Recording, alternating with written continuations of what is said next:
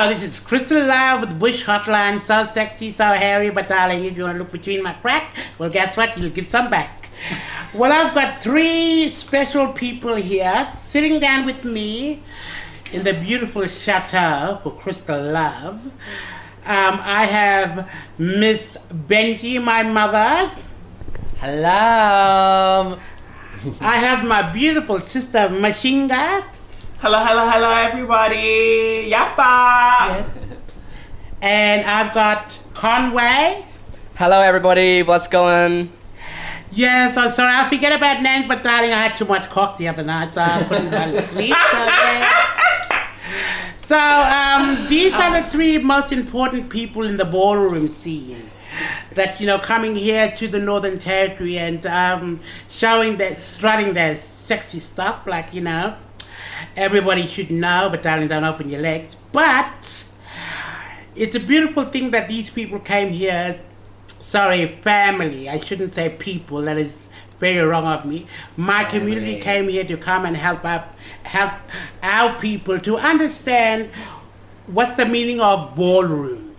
So I will ask Mom Bhenji some questions, and then maybe she could give me some answers, and just tag along from there. We've got three beautiful people who can answer all sorts of questions. But please don't ask for sex, because we don't know. They must know, I don't know. We know a little bit. Yeah, they know little bits and bits, so they bite their bits, but I don't know. I'm a virgin. I've never been touched by a man. Yeah, I touch myself. But anyway, it made me sound like, what's her name? I forgot that bitch now. I don't know if she's still alive. But anyway, Mother, the question I was going to ask you. Yes. I heard that you are the co-founder of the ballroom in Australia. Is that true? I think I'm the founder. Yes. Well, a lot of people. And only. Take the court out. Yeah, you take the whole tennis court, darling, but I'll take the whole Yes, daughter. I came back from New York. I was 18 years old when I moved to New York, and I found ballroom there. I was on the piers, by the gay village. Yes. And I was going to get tested at the gay men's health clinic, and I was taking, dance classes, and my friend grabbed me and she goes, "You know what ballroom is?" I was like, "Yeah, I heard about it." She's like, "Let's go down to the pier." So she took me to the pier, and we're watching the girls, all just, voguing down. Yeah. And then naturally, I just became, it just came into my body. Mm-hmm. And then I started taking classes with Benny Ninja. Shout out to the House of Ninja. And then Benny Ninja asked me, he said, "Oh, where are you from?" I said, "Oh, I'm just here for, a few months for school, but I'm from Australia." And he reckoned, "Oh, well, there's this Aboriginal gay group that reached out to me to come teach classes in Sydney." And he said, "But, I'm afraid of flying." He said, "When you go down, when you go back to Australia, you should teach them as much as you can, of what I've taught you." And I said, "Okay." So when I came back to Australia, and I thought in my head, if I'm going to teach anybody anything or pass down a little bit of ballroom, I want it to be, the first people of this country, Yes. So for me, I was excited. I was so keen to just meet these mob, and it was Sunny Ray, it was Sean, and they were called the House of Black Star. Have you heard of them? Kinda, not my Black Star, because I didn't want to bend down, but yeah, I heard about them. It was is that from Sydney or Brisbane? They're from, I think Sean Edwards is from Brisbane. Yeah. Sunny, he's from Brisbane. I know Sunny, yeah. But they were all living in Redfern at the time. Yes. I think even Ben Gratz was doing stuff with them as well. But they were they were doing drag stuff, but they wanted to learn about ballroom. Yeah. So I started teaching them, and then that, we started to do performances, and it was really beautiful because, them as gay Aboriginal men saw ballroom and the ballroom history of, black, queer, trans, people of, sex workers. They saw that as a site of reflection for them. And they said, and they wanted to bring that kind of, that culture you know, and mix it with their queer black culture here. And I felt so honored to be that one to, you know, help with that transmission of cultures, you know? Yeah. You know, you actually, to me, I see that you hit the, I was going to say ball wax, but I don't know, I'm thinking about cotton. It's a question about Stigmatized. you being that, I might as well say, an icon of the ballroom, because, you know, we never see someone would bring communities together. And when you brought these people that I know of, and it was really, really touching to me, because I see you as an icon for other indigenous people coming together. And you said bringing the First Nations together, you brought the nation together. You brought me, and you know, me introducing myself to you as your daughter, it's an honor. And you know, I never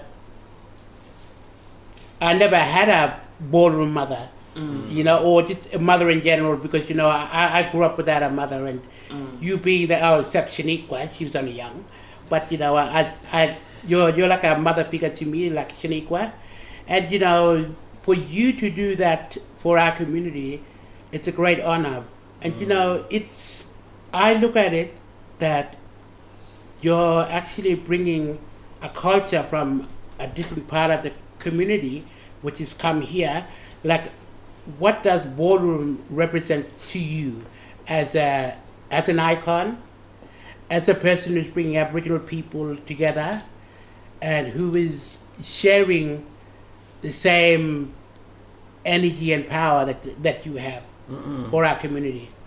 I mean, ballroom for me, it was, as a, you know, I grew up in a remote, like, rural country town in Australia. Yeah. And my first time going to New York, I was on a scholarship, and I was queer, kind of trans. I didn't really have any, like, anyone to kind of, like, reflect any kind of, like, power or empowerment back to me. So when I came to New York and I saw all these, like, you know, black and Latin and brown, like, trans women just, like, living in their truth and being so powerful. I remember seeing, like, I was walking out, like, in the club, like, one night I was out, and then all of these, like, maybe, like, all these men were saying shit to these, like, trans women, black trans women, and one of them just turned and started beating him. And that was the moment I realized, I was like, oh, I don't have to see queerness as something that's like weak, you know what I mean? I finally saw reflections of women, like, you know, black trans women who were like, who didn't give a fuck, who fought back, who had this powerful, like, technique called Vogue, and were so sexy.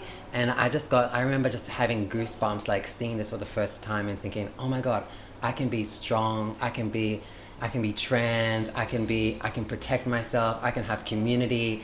And so when I came back to Australia and I didn't have that, I thought, fuck it, I need to build this up for myself. And I already, you know, I grew up in a country town, and a lot of my friends were, like, Aboriginal girls there, and I had a lot of sister girls growing up. So for me, it was like, look, like, how do I bridge all of that power that's here, that queer power that's here, with that queer power that's, you know, across the ocean. And, you know, people were asking me, like, oh, you should make a ball happen because, you know, you've got experience already in Australia. And I said, I don't want to make a ball happen unless I can see that there's Aboriginal people from this country, and then there's the black representation from the Americas as well. And they need to be in the same room, because that's what makes it powerful. Because, you know, a lot of people take ballroom and also turn it into something else that it isn't, you know? Or they pink wash it, or they capitalize it. You know, a lot of the white gays, they just, like, use it for, but, you know, ballroom comes from suffering, you know?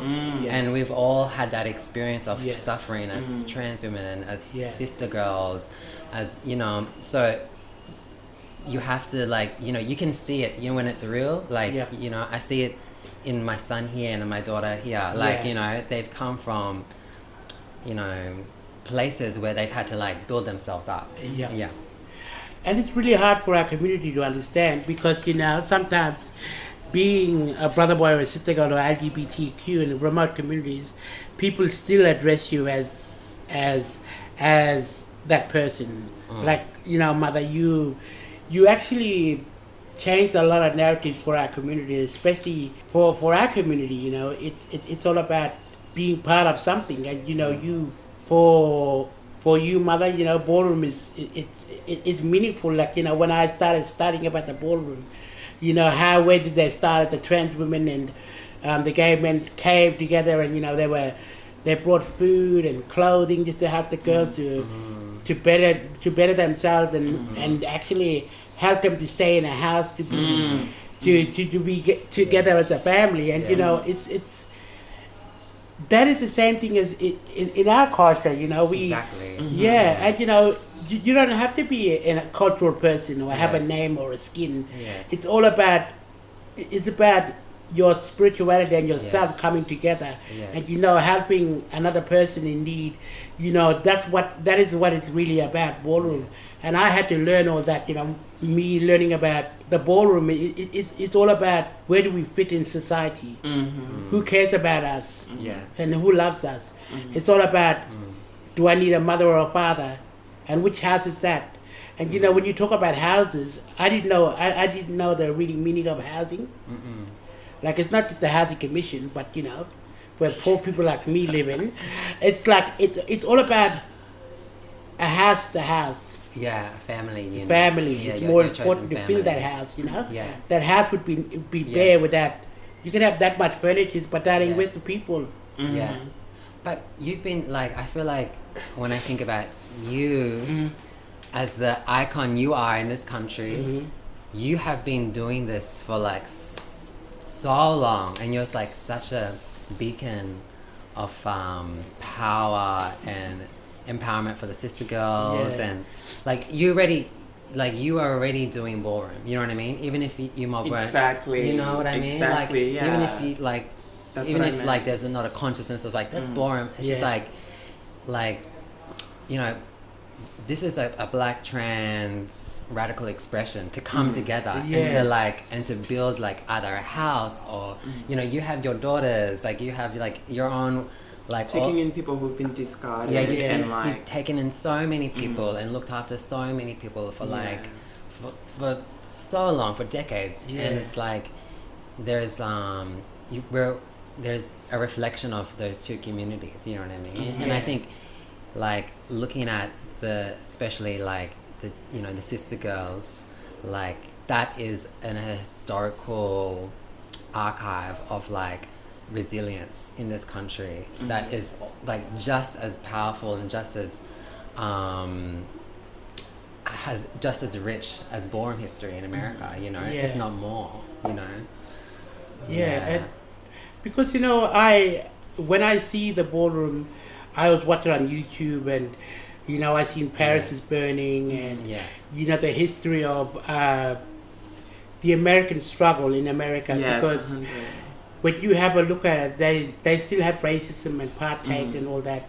You know, we as a young country, we need to learn that, you know, at the end of the day, we can learn from the struggles with ballroom, you know, because we have struggles here in a different way, but people don't realize that what you were saying, Mom, it's true. It's like it all comes down to, you know, better housing, better quality in life in Australia, and where do our community fits in? You know, especially remote. You know, we can't go to other places. You know, especially Tiwi Island. You know, you can't go get counselling. You can't have all these places where sister girls can have their own accommodation and actually have a place to call home. They got an island, you can call it home, but that island it chokes you, and it's like it grabs you by the neck and chokes you so badly that you can't have all these dreams. But you know, since when ballroom came, it was like, you know, all the other sister girls, you know, they in tune, and you know, I tell them, this is my mother, she did ballroom. I said, this is my sister, and I said, most of these my family are my family, and you can be part of the bigger picture is that, you know, that's why we brought ballroom up here. You know, because of you and the other girls made a difference on how black people can communicate. And I said that you go down to Melbourne City, Brisbane, or maybe Tasmania, or WA, that you'll find people there and that will get connected with the gay community. That can be part of your community. And so in other words, you're building networks. Yeah. And that network, it's far and wide. You know, what your eye can see. That you know what, it started from a couple of people, and now it's big.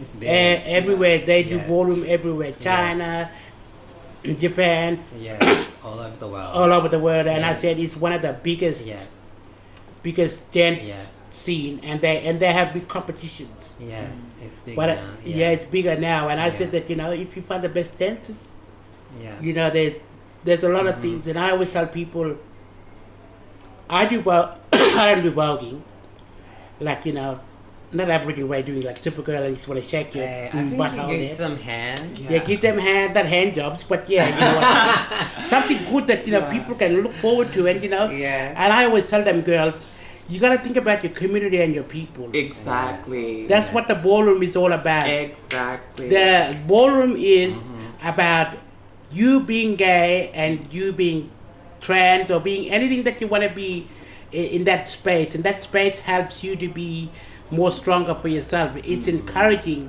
you to go out in the community. And I said that's what my mother did. She go out in the community, and look what she did. She made ballroom all over Australia, and now she's coming to Northern Territory to her fat little daughter me. I mean, yeah, If I can, I didn't say I didn't come out of her BJJ, but yeah. My big JJ. Yeah. I Yeah. think a lot of people do always forget that, you know, ballroom it's not just for competing. Yeah. It's Yes. about, like, you know, you come to the space, but you're getting to know other people who are Yep. gay and trans, Yep. but also you're being stabilized and you're making yourself stronger so that Yeah. you can participate and get the necessary resources and skills so that you can go back into your community. Yeah.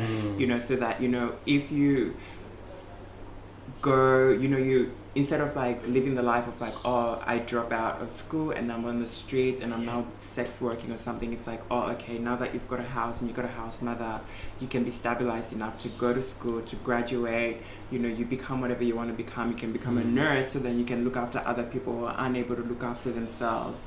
You can become, you know, a doctor, a lawyer, or you can work in like community services.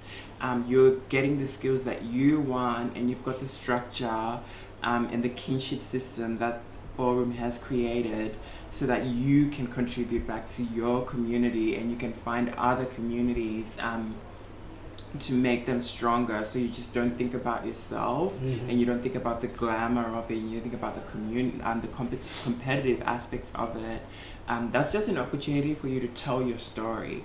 When Yep. you're walking, you're telling tell your your story, story. whatever Yes. you are. And you know, the thing about black culture, it thrives on breaking the rules and remixing and taking from everywhere in order to incorporate itself into a form of expression. You know, voguing in of itself takes from Egyptian, stretching. It takes from Posing. Japanese culture. It takes from Yeah.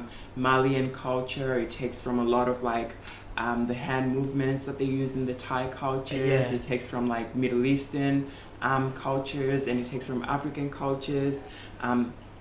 So it's about that thing of like, oh, this is a huge melting pot, and you know, you're somebody who's, you know, whether you're a trans person or whether you're a sister girl, a brother boy, or a gay person, you're trying to make it in life. And how do you hold yourself? Yeah. And like the way that you hold yourself is like how you tell your story on the Yeah, runway. that's true. That's in like, you know, that's your hand movements, that's your runway, that's your face, that's your like everything about How you sell it. Yeah, how you're selling it. Yeah. It's like how you move in the world. So it's very, very important that everyone is a part of it. But people, like, you know, how people are surviving to this day. You know, we're told that like black trans people and black queer people have a low survival rate, and that's true. And then when you mixture in indigeneity in it, you know, it's true. So that means that like if you're surviving, you have survived some way, and you need to take it and make it into a form of expression so that you tell others how to survive.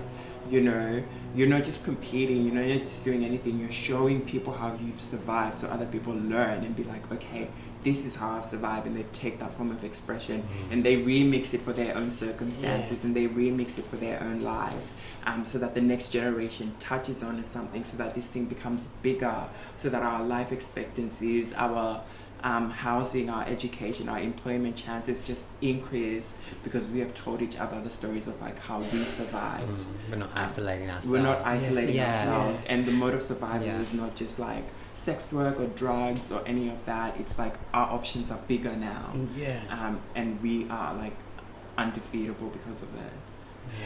Yes, I just wanted to say something. This is my sister Moshinga, and she's Tashinga.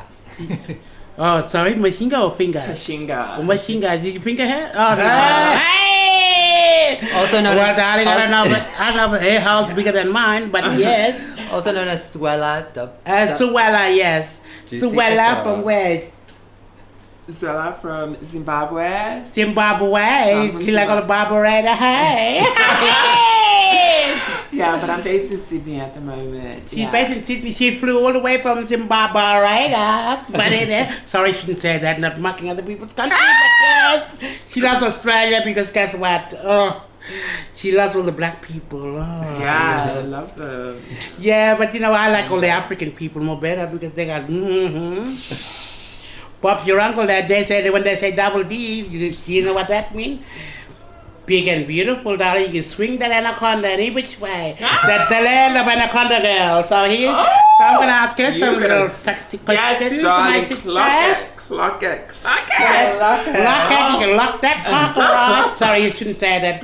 Sorry, it's only for adults only, not for young girls and queer girls. But darling, when you learn to be sucking cock just like us big girls, then yes, you can do it. Don't break your throat or your neck. So anyway, my sister. So the question that I'd like to ask you is, when you learned about ballroom, how did you feel about the ballroom culture? And what defined you as an indigenous person from Zimbabwe? Yeah. And how did it accepted you as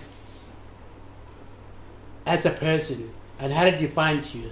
Yeah, so when I found out about ballroom, I think, I was 18 or 19, and I'd been kicked out of home because I'd come out as like gay. This is before I transitioned, and I was kind of like surviving on the streets or like living in like kind of this dodgy housing and trying to make my way. But I was very, very, very, very, very alone at that time, and I was going through like university and like working full time and all this, like trying to survive basically, and surviving, and what that does is like it estranges you from yourself when you're always in survival mode, because you don't get to think about yourself, and you don't get to think about like what are my contributions to this world.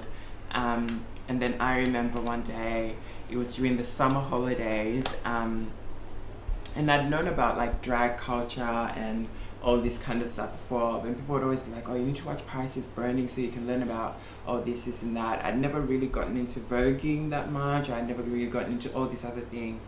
And then one day I was like at the library, and I just like typed into YouTube Paris is Burning, and that's when I kind of like watched everything, and I was like amazed, it was like the thing that really struck me the most wasn't just like the stories of it, like you hear about Venus Extravaganza, and they've done another movie on her which like kind of flips the script on like what you learn in Paris is Burning, but Willie Minja, Octavia Saint Laurent, Carmen Extravaganza, you see their stories, but the thing that's like unifying of them all is like they're out there in the city. They're kids who got kicked out of home, or kids who just started surviving, kids who are estranged from their families, and then find families who they connect with, and they call that houses, and those houses are helping them to like create who they are themselves so that they can survive in the world. And it was for me, like I was like so entranced by that. I was like, oh my god, like there's actually something like that can happen potentially for me, who at the time, you know, I was living in my car back then, and you know, really struggling to make it like through life. And I was like, oh my God, like that's available to me. Like, you know, I don't have to, like, I wasn't speaking to my family anymore. And there was also the thing of like, oh, my contribution to the world doesn't always have to be something that's like the narrative that life has set for you. But like, you go to school, you graduate, you go to university, you get a job, and you're this and that. That's your contribution to society. It's like, actually, my contribution to society is something that can be potentially bigger than what I've been told. And then that was just like the summer of 2016. So I was just very much always keeping my eye on like ballroom and all this and that. And then that's when I heard about Bhenji, and she had done something at a art gallery called MCA Art Bar, and she had like invited all these people from around the way, you know, New Zealand, her hometown, Mob, the girls from Western Sydney, and she was like part of a house called House of Slay at the time, and she was like the mother, and they were just doing this big, fabulous like thing. And you know, she came inside like the city in like a pink limousine. Oh wow! Yeah, she was just like, you know, it was just like that thing where you're like, you know, and she brought in like, it wasn't just like the ballroom girls, it was like musicians and artists and all these people, and they were having conversations about things that I really care about, you know, about like justice, about like rights and freedom and liberation and emancipation from the systems that oppress us. So it was very much like, oh my God, something like that is available to me, and like the best way to do that is to work towards it. And I just walked up to her one day and I was like, I seen her like the day after, and I came up to her and I was like, oh my God, I saw your show, it's so amazing, and this and that. She was like, oh my God, really? And I was like, yeah. And then she just spoke, and then we exchanged numbers. And then I went overseas to continue studying, and I was working HIV and AIDS around that time, but also learning about transgender women, or third gender women in Indonesia, and once again seeing those similar structures of like women who like take up like housing, health and education, spirituality, to make sure that like other trans women like are able to survive. You know, those structures exist not just in America, but they exist here, they exist in Indonesia, in Malaysia, in the Philippines. And I was like, oh my God, like, you know, I don't have to be isolated. There's so much available to me. And now it's like I've got choice of like where I can be involved and like what are the technologies and tools available to me. So I came here, and then they chose me, like House of Slay at the time, and Bhenji was just like, do you want to be a part of our house? And I was like, yeah, like I'll be honored. So that's just me and my long ballroom story. Oh, that's really cute. It makes me want to cry, but you know, at this moment I'm doing an interview. I'll cry later. But you know, it is really true what you say, my sister, because you know it shows you, because you know when you have a look at it, it's when you're lost you will be found. Exactly. And when you be found, then you know that it was meant to be. You know, I feel like, you know, an example of mom, she lets all those things happen for a reason. And you know, like you said, you had a hard upbringing, especially with your family, and you were disowned, but you were lucky that, you know, you found somebody, it was meant to be. And you know, and you're passing on it's like passing on the legacy, but you're helping as well. And you know, it's like indigenous culture everywhere, you know, and we all have the same structure, but in different ways. And I was going to ask you, if those things happen, and if you didn't experience that hardship that you have now, did it make you a better person, or are you a better person now, or are you still learning and growing, and also maybe finding yourself in your life in ballroom? Yeah, I think just in general, as human beings, we're always learning and growing, and we always have to be adaptable to the situations that are available to us. Because if you get too comfortable, you lose sight of the goal. Yes. So you have to remain agile. And I remember saying to Bhenji last year that the tools and the techniques that like I learned from her as a trans woman, just in general, in terms of who she is, helped me to survive when I had to then go in a different context and apply the same technology and the same tools that like we've learned and developed in ballroom, you know, but also like her as an artist, her as an activist, her as like someone who's able to speak to a greater truth than like what life allows us to speak to. So when I was in a different context, I was able to then tap into that. And I've always seen that happening across life of like, because of like who I am as an individual, but also because of the way that Bhenji structured ballroom, which is like to preface indigeneity and indigenous people of the land and indigenous liberation.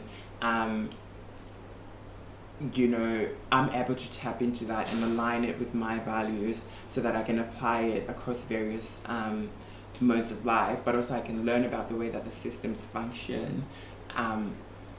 So without ballroom at the time, I know I would be a totally different person. I don't know if I would be like better or worse than where I am, but I know I would be unhappier. I know that for a fact. I know I would definitely be unhappier. And unhappy people, like, you know, they spread their unhappiness everywhere.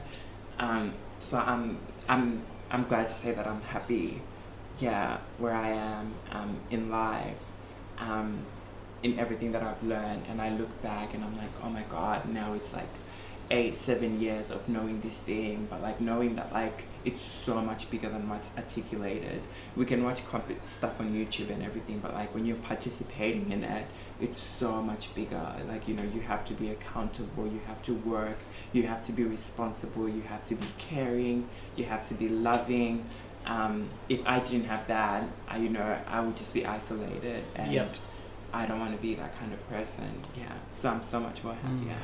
Yeah, because you know when you look at ballroom is it's a culture itself. It brings everybody in one melting pot, and that stew is boiling. And you know sometimes you need to add salt, pepper, and you know maybe chop some sausages, just to bring it up and taste nice. But the thing is that I was going to say that what mother did for a lot of people, and it's like I want to bring it here, but mom shows me the way of being resilient, being the power pussy that she is. But I don't know if she like cock up pussy, but mother can go for that. There you go. I need a father or a new mother. Well, I don't know. You got one and you got the apple. Have you got the apple? Well, I don't know, my little brother. But anyway, I have another young. What's your pronoun? He, him. He, him. It's another new skin word where we Aboriginal people say, gay people don't have skin names. Well, get fucked, we do. They put us in boxes, and in other words, in Blackwater term, is like they can be skin like jangari or nangari, or you can nangle or whatever to me. But yes, it's about black people and gay people have culture, and it's just the way how you express it, sluts. But anyway, I'm talking to my young brother here. He's from all the way from Kalanara, Kantinara.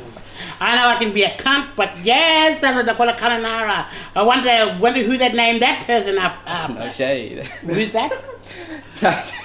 Kalanara. Kalanara is a beautiful back to front community, but anyway, we're talking about ballroom, we're talking about the fucked up community. We're talking about to my little brother over here. So to waste time, darling. Time is ticking for the clock with the clicking. But I was going to ask you a question. Brother from another mother, but we got one mother, Bhenji. Yeah. So you're lucky you came out brown, I came out black, but I don't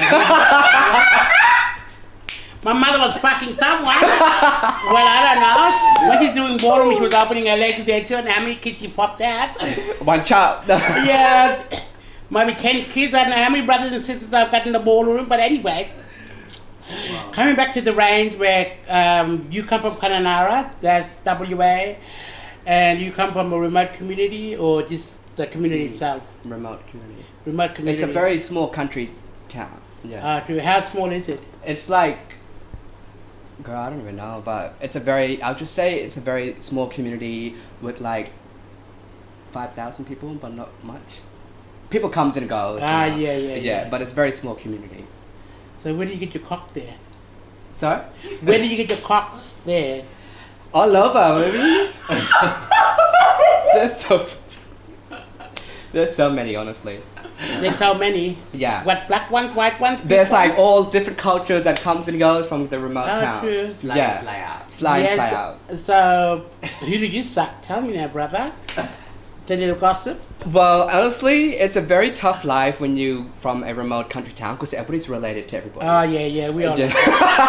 And so, you know, Darwin's the same. we try not to go there. You know, we try and avoid that Yeah. situation. But then, like, you get people that comes in doing the mine. Yeah. You got people comes in and doing the jobs. You know, like somewhere that's come from international to get Yeah. a job here. You know, so there's all different breeds of multicultural people that comes in. True, that's where your house multicultural, eh? Yeah. Same like my mother Bhenji, she's like very multicultural. All around the world. Yeah, she's around the world. She been in Japan, I might have sisters or brothers from there or America, you know. So, well, you know, we can't be incest because our mother's over there. Sorry, Mum. But anyway, Right. I hate that word anyway. It's the fucking... Black tea. It's Anyway, the black thing anyway. It's like, fucking anyway, fuck this. But anyway, see, that's the thing I hate when I say that anyway. For you to coming into the ballroom scene from an Aboriginal community, what's your perspective and what do you see make a change in your life and you as an Indigenous person who is maybe out or not out, or how did you know Mum Bhenji, and like how did you feel when you didn't have family with you and you were isolated in Kununurra? Well, anyway, so you met at Kununurra. Sorry to say, I may be calling someone's name Kununurra, like they're not gonna punish me anyway. So it's about, did you feel good when Mum came to you or you went to her, and how did you feel? Like, did she make a change in some ways? And you as a gay person, as a gay man, you were outed in the community, like you were strong in your community, or you was in the closet, or yeah. I just want to say a shout out to everybody. You know, we're here in Larrakia country. It's Oh, been yeah. such an honor for us to be here. And you know, for a butch queen to walk this category of Vogue femme means so much to me. That, you know, coming from a remote country town, I didn't really know much about voguing because I'm a very strong cultural man that's been through ceremony, been through so much in the men's law, you know. And so I came out as gay to all my family.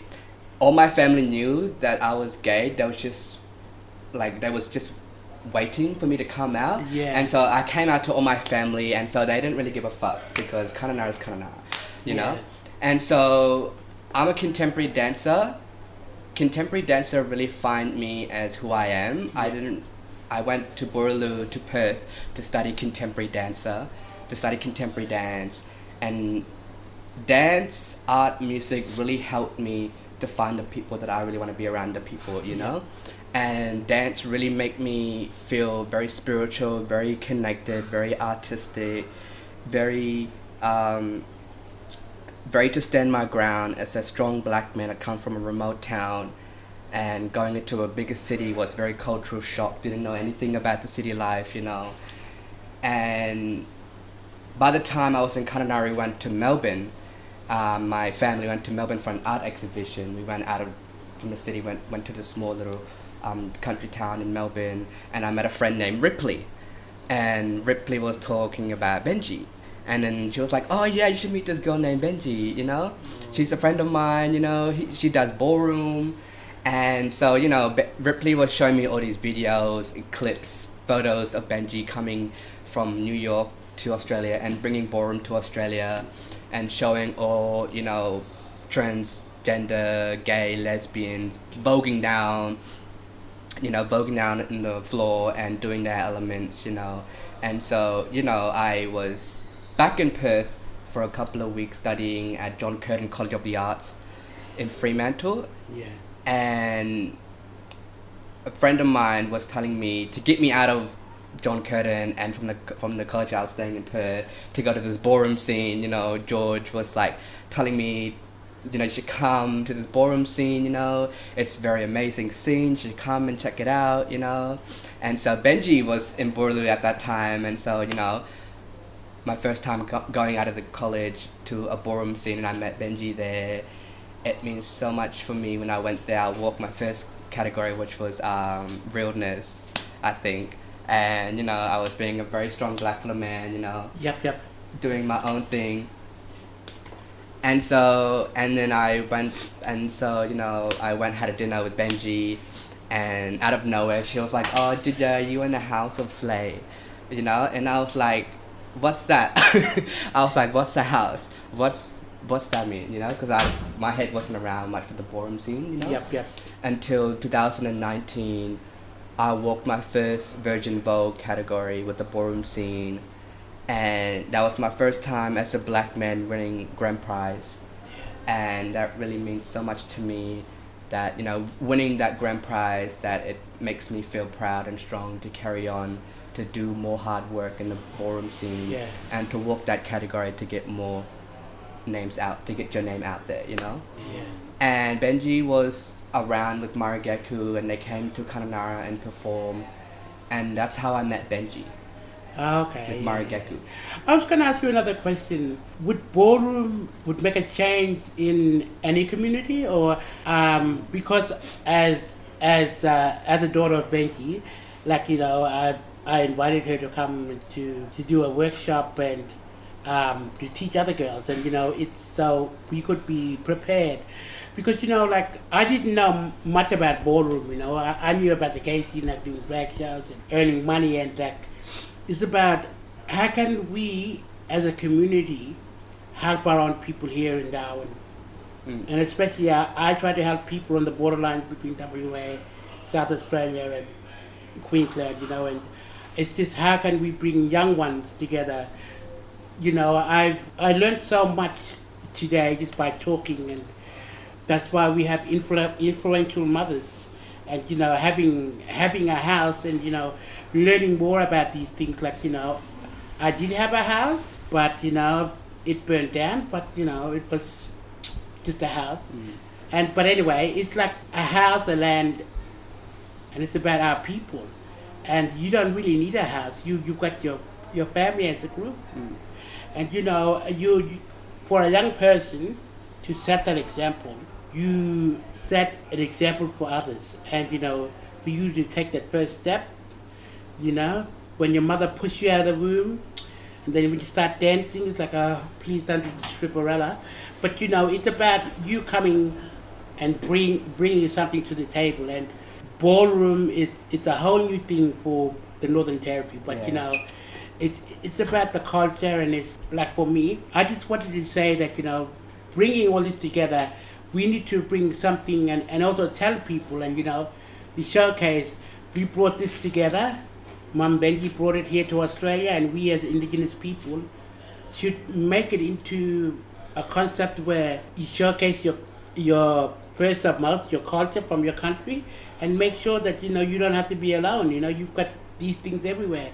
And it's like giving me a picture and a vision of what we can do in the future. You know, it's like, you know, for me, that's what I look at. Other people, they give me the vision and make me want to fight more. And, you know, back in my time in the 90s and mid 80s, like, you know, we didn't have those kind of things. You know, we had to fight so hard to get where we are, especially here in Darwin. You know, for us, Koya ones and Tiwi Islands, it's really, really hard. You know, when they go to the mangroves to look for sex, or, you know, take someone out bush, like we'll be sucking them off and eating long bums at the same time. I don't know how that works. But anyway, Long bumps good for your eyes. Yes, they're good, and long bumps good for your ass too. So it makes your whole really stretchy. Like I would say to Stretch your people, one. you know, your hole is good for the soul. Everybody, you know, it's all about the things that you can learn from others. And what I'm here with you three fine people, and also Mother Grace. You know, she's, you know, you taught me to be humble to myself, and you know, I had to learn that when I was in Sydney. I was the same thing. I was mingling with the wrong people, and you know, doing drugs and alcohol, doing sex work. I thought that, you know, society itself would accept who I am, but it didn't. It actually, it assumes me, you know, with the drugs and alcohol, and you know, and but the thing is that you learn from it, and that's why I learned today from you three what it is all about life and what you bring to the table. Voguing is not just only dancing. It's about cultural identity, and what you have is something that is special. You know, I never met young brother here doing voguing until Mom Bhenji brought you here to my house, to my chateau. And it means so much for me to be here. I know, and it's like, you know, it's now, you know, we're all family. Yeah, I think for us remote community kids, when we found out that the Tiwi Islander mob was the first people, like the first gay people to come out, you know, a lot of the remote community towns were like, oh my god, look at these mob, they're very outgoing, very wearing all these fantastic costumes, they're very feminine, cunty looking, sexy, you know, they were doing their elements, and that really made a move for us remote community town to come out. You know, when we seen this was up on the news and up on social media, and I was like, all right, you know, these are the first gay people that comes out, and we are out now. We are here, we are still here, and we are strong. And it is time for us to come out in the community.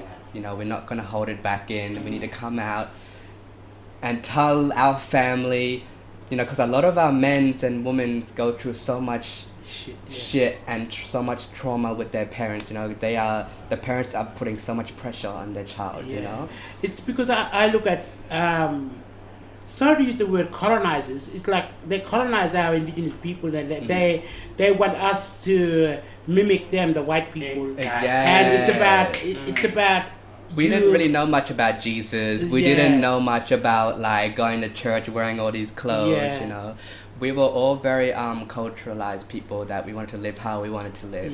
But then it was tough when a white man comes. Yeah, they can come along with me, but darling, it's just too much. It's like, you know, sometimes, you know, when you, I said, you can colonize me, but darling, don't come too much, please, love. It's about not opening your legs, but something else. But, you know, at the end of the day, it's we, what we're taking back belongs to us. This is belong to our culture. I see now the ballroom is a culture. It's not a cult, it's about people coming together as one. We are one, but we are many. But they're called Posse Australia. But anyway. And from all.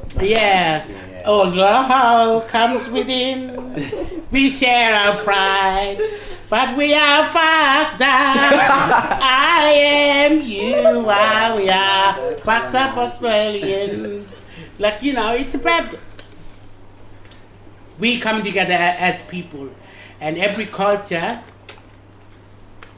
comes in line, and when we come in tune with that culture, mother, it's, you know, you should be so proud of yourself, and you brought something to the table and to the houses, and you know, it's like, it's not, it works both ways. You brought culture, you brought rules. You know, you brought all these things together, and that's how you made ballroom. Ballroom is all about what you see and what you heard, and then when you brought back, you spread the message. So the message is for us. We should be together as one, you know, as one group. You know, doing dancing and helping each other. That's what I've been learning about voguing and learning about how Americans, like, you know, they say they lost their culture, but they didn't. They brought that culture alive. Well, you know, 500 years of slavery from the colonizers, and you know, being African, that was the only roots that they would have. And their roots were not rooting around, but you know, it was true roots of the African culture. Their African culture started all this because they lost their culture. Exactly. And yet we, as we try to act like we're colonizers, thinking that we can take that from them away, it's actually helping us as people to realize that we're still young, we're still a young nation. 250 odd years of being colonized by white people, you know, and you think about African Americans, 500 years, and you know, and especially slavery, that was the whole thing. That's why they had to move from where they was now to where we are now, because ballroom is all about changing the ways and changing our life and make it better for us generation. And you know, it was good because there was a calling for you, Mom, and I see that, you know, if you didn't go out and do it, then we would not have what we have now. And you know, like my little brother, sorry, I didn't mean to cut you short. No, you're right. Yeah, I know I got big hole more bigger than my mouth, but yeah, it's like everything that you see, you guys, it's like a ripple. I don't know one white person said that. You chuck a stone in the water and it makes lots of ripples. Or was it Asian or Chinese? Well, I don't give a fuck. Anyway, well, anyway, I don't want to steal anybody's limelight because, you know, there's some other culture, but anyway, it's just, see when I go anyway, I hate that. But anyway, It's a ripple effect. yeah, ripple effect. And it makes all those circles, and Yes. darling, I wish you could make my hole more bigger like that. You know, at the end of the day, it's about we coming together as a group, and I would like to say to you, Mom, thank you. You're nothing but you're nothing of short of family. You brought culture to us. You brought different cultures, but really ballroom is all about coming together as family and making sure that our kind still grow together and be happy as a family. Because some people who are lost don't have family like us or like you. You know, because when you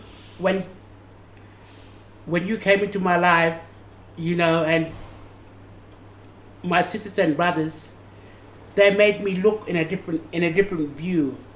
You know, and I would tell people, they say, you know, Bhenji, no, she's my mother.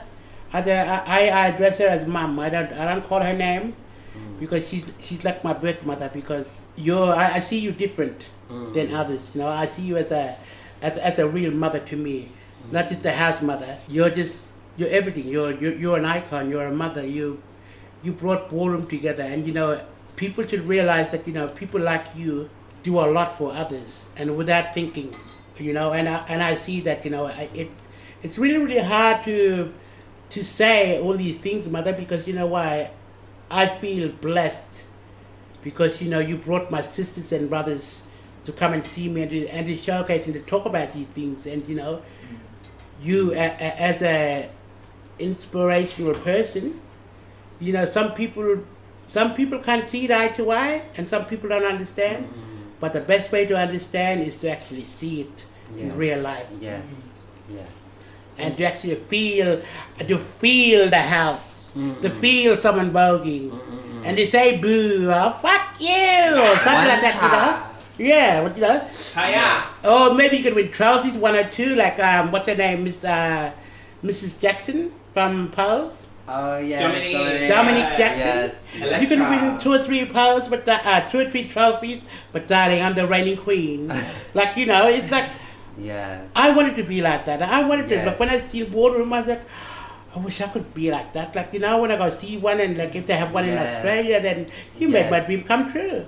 And I'm sure you're gonna bring, like, that's you have, before when you were speaking about, you know, the Black history in America, and the way that you've, like, you see that reflection of, like, culture that has survived and remixed something. Like you as Crystal have done all of that and more in this country, you know, and just as like Conway was saying, like you are, you know, you and the sister girls were a reflection for remote communities, you know, to see them, oh, like we can, this is a model of possibility, like we can be fab, we can be calm, we can be out there, we can be like proud of ourselves. So like I look at your decades of work in this country and I put your name there with all the other names in ballroom and all those other, you know, icons from America, and you know, like Marsha P, you know, and Sylvia, and all of those women who created, you know, so much, who paved the way. For me, you are up there with that. So I also just want to. Oh, please don't make me blush. I'm already black. And for us that comes from remote community towns, we look so amazing with Gmo, because you guys really made a move for us remote town to be us and come out as who we want to be. Crystal Love, remember that name. Say her name. Hit her up on Instagram, on Facebook, Tinder, Grindr, whatever. Everywhere. She will Hit be my remembered. sister up. And it's an honor for us to like have you as family, as I can call you, you know, in Tiwi kinship way, like, you know, your daughter, but like for me, your big daughter, like biggest daughter, like, you know, elder daughter, like, like I'm just like. I'm glad I was the first, but not the last. Well, who's my father? I want to know. Oh, don't worry, you'll get a surprise. Maybe that father could come on me too. I wonder who captain is. Nah. Andrea. That's the one thing about us. We can laugh about things, and we can cry about things, and but the thing is that, you know, Mom, you brought it real. You brought realness. You brought. It's true. You brought realness. I'm telling you the truth. It comes from my heart, not my ass. But it's like those are the things that people should look and see. That's what this ballroom's all about. And you know what Sister collaborated on is like people need to come out from their shell. You know, if you feel like if the world think that they're all against you, you just have to go and connect with someone. Don't connect them by punching them, but you know, connecting yourself with someone. You know, it's about connection. That's what I learned about ballroom. And that's what I learned about ballroom, and I feel like that you're teaching me more about that culture, and it's about me being Aboriginal trans in tune with my spirit and myself. It's when I see you and the other girl doing voguing, it's like you're doing traditional dancing. It's not about stretching and how you can do it. It's about all the elements that you get from different cultures. And you know what? Our whole ballroom is a cultural theme. And that cultural theme, it represents the whole nation. And you know, without the nation, these things wouldn't be here. Without the struggles, this wouldn't be here. There's a story to it, and people should know. There is a story. It has a spirituality. It has people, real people who died and did the struggles, and people should understand and learn about these things, because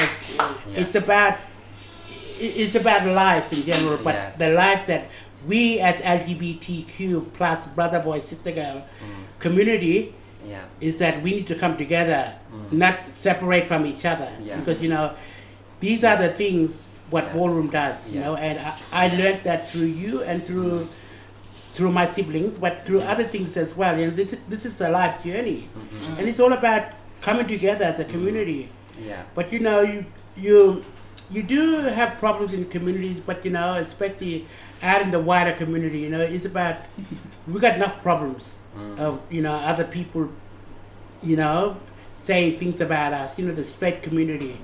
And you know, it's good, that's why we have these things, and you know, bringing that ballroom, it actually can teach people about being humble and being like you humble yourself, you're graceful, you know that you have daughters and children that you Yeah. that you take care of. But no matter how far, like, say for you was overseas and you text me one day, I was in a bad situation, and when you text me, and then you said, I'll come and see you one day, and then it made me feel happy, you know, because a mother does care about her children, you know, and to see a mother from a house, that's what you call a true mother. You can be a fake mother, but darling, but in spirituality, you, in Aboriginal term, you brought us to the world by spirit and faith. Well, now I got a question for you. See, if we took ballroom, because for me, ballroom has to change with the context of where you are. You know, we can't just implant something, because that's what colonizers do, right? So you can just like implant an American terminology. No, it has to change with the context. So if we had a ball on the you know, in Wurmyanga, what, like, tell me, what kind of categories would we have on the Tiwi Island? I don't know. Would you be fair enough to come and eat my manga? I don't think so, because that's what you'll see, everything dangling. But anyway, would we have yes, we would. Bloody realness. Yes, we'll have realness. We'll have all the things, the categories that what they have, but put it in a Tiwi term. But you know, we as indigenous people, we worry about the land, the country, and our culture.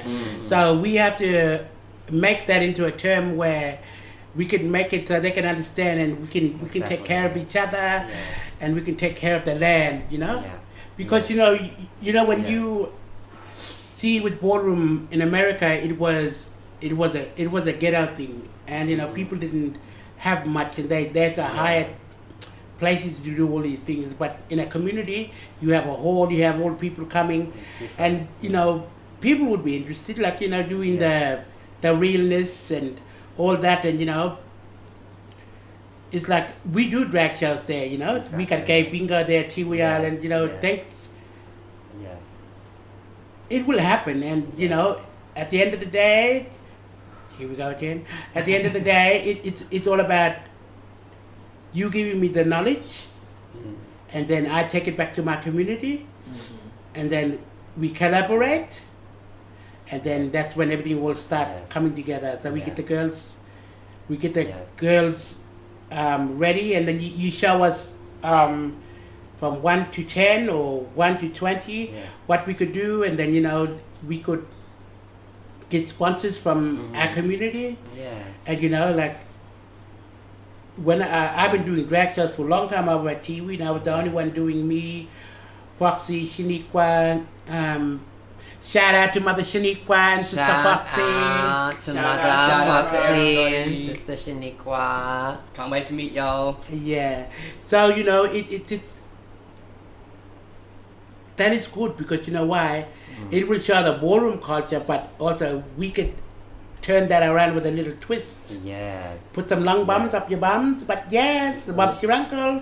It'll taste like snot, but anyway. We can have a category like, I don't know, take it to the runway and have like some long bums for, like, make an outfit out of long bums. You know, like that. Even runway with a locally made effect, or like the the girls or artists, my friends. You know, get a TV design out. You know. I was gonna say that I want to see creative categories, not just the like for mom and sister and brother, like we have on Tuesday we have a voguing dance class. Wednesday, sorry. I confuse myself sometimes.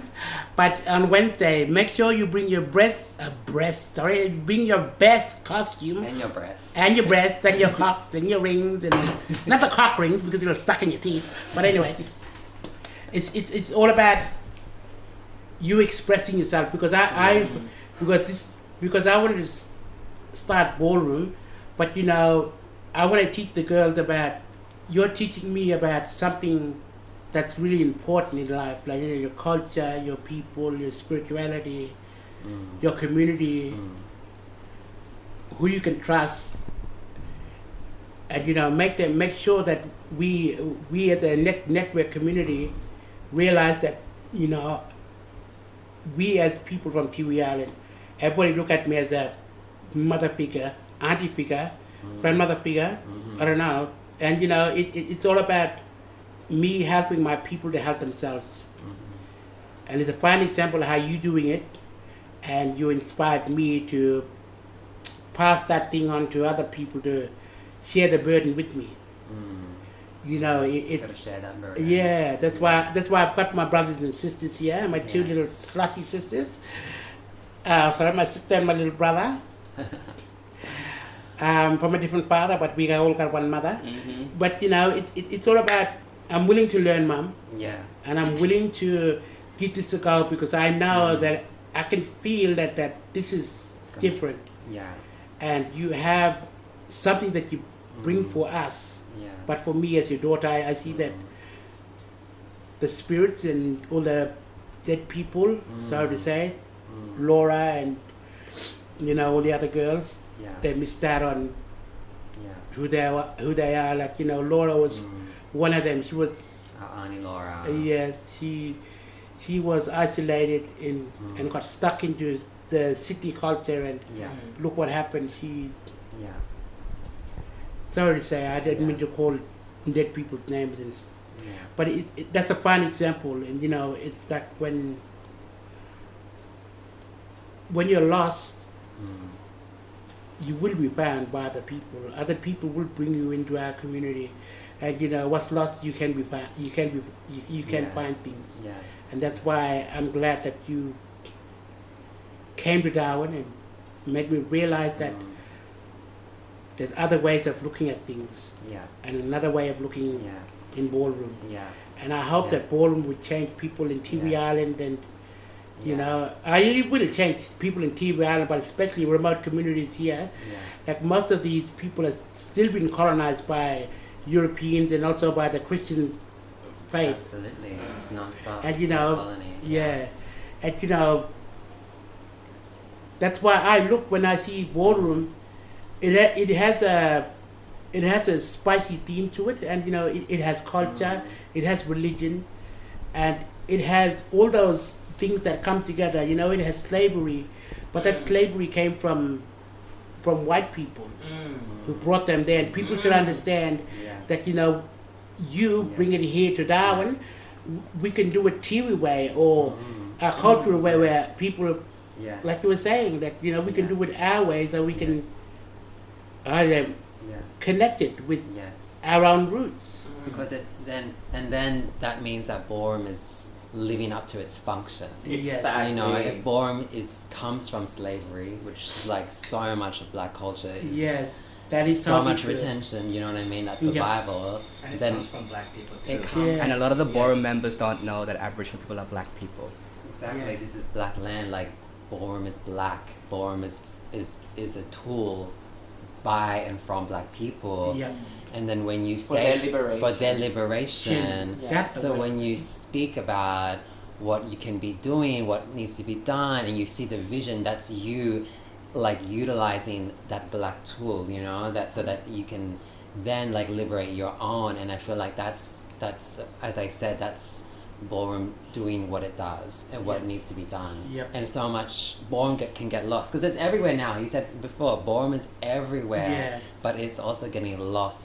It's getting like pink washed, it's getting capitalized, it's being commercialized, it's being weaponized.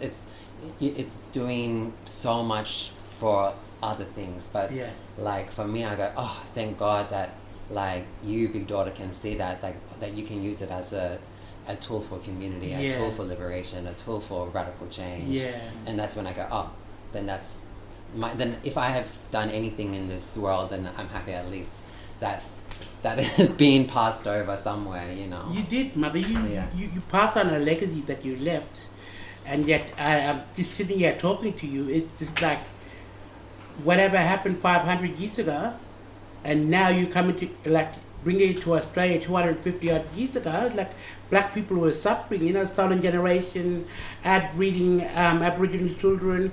Make sure that they don't speak their language, poisoning our black people. These things happen, and it's all in they say blast in the past, but we still keep the trauma. And the only way to fight the trauma is to do what's best for us. Yeah. Not fucking, but dancing, of course. But it's a cultural thing that our gay people have to suffer. We suffer the most. And still suffering, like we look Yeah. at the prison industrial system Yeah. in fucking Northern Territory, you know what I mean? Yes. Like ballroom has a big history with prisons and gay people in Yes, prisons that's and trans true. people in prisons. Like our sister, Sister Tashinga would always say, talking about, Patricia before in the prison system and Yeah. how she helped her through that. That's ballroom kinship, Yeah. that's working through. And I think if we can, I don't know, just dreaming about all of our sisters and brothers in prison as well, and how maybe ballroom can reach them, or what we can do for the young people in prison and fucking Yeah. Dondale, and there's so much stuff. Because Mum, it's really true. Everything all comes with a price, and without the community, we wouldn't have all these things. And I try to explain to some people. I said, without ballroom, there are rules and regulations. And of course, you've got to abide by the rules. And sometimes when you're with a family, you have to respect. Because if you don't have respect for yourself or for others, then it's really, really bad for you as a gay person, as a transgender person, And as for me, as an Aboriginal elder, maybe an elder, but in my community, my LGBTQ plus brother, boy, sister girl community, it's about the price. And what is the price? The price is that you sometimes you have to stick by your family, and that's why I honor you with that. And you are my icon, because you set the example as a mother. And as a mother, you can't, nothing could go wrong. You correct people, your children, or you just give them advice. Like I said, when you was overseas, I was in a bad situation.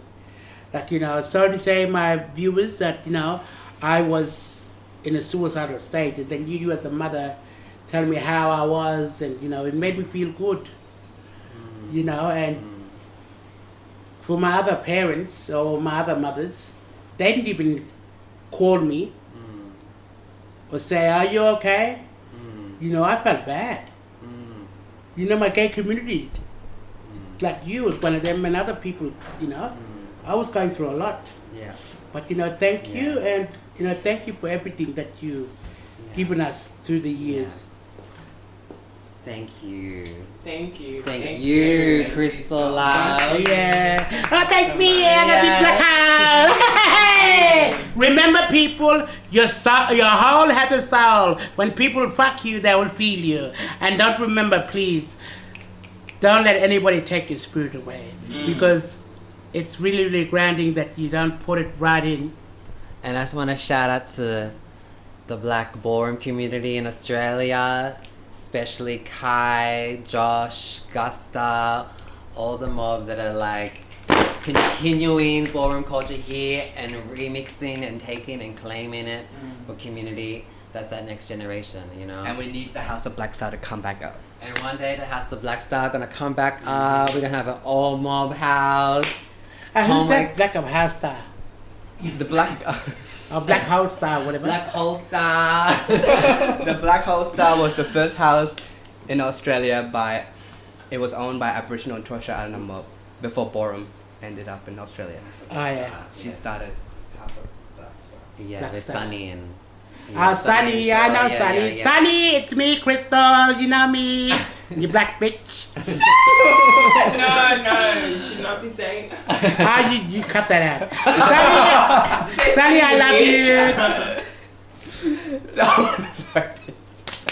But yeah, shout out to all the ballroom members from Boorloo as well, and all over Australia. Shout out to the American ball. Shout out to all the Asian balls around Asia. Shout out to all the balls around the world. It means so much for everyone to be a part of the scene, and and it's hard for us black people to come out as gay and to showcase our true color.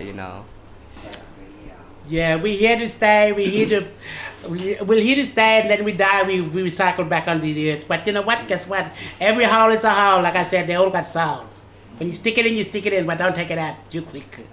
Shout out to all the black femme queen that really made a name for us queer mob to be as one and to come out to know that we are here.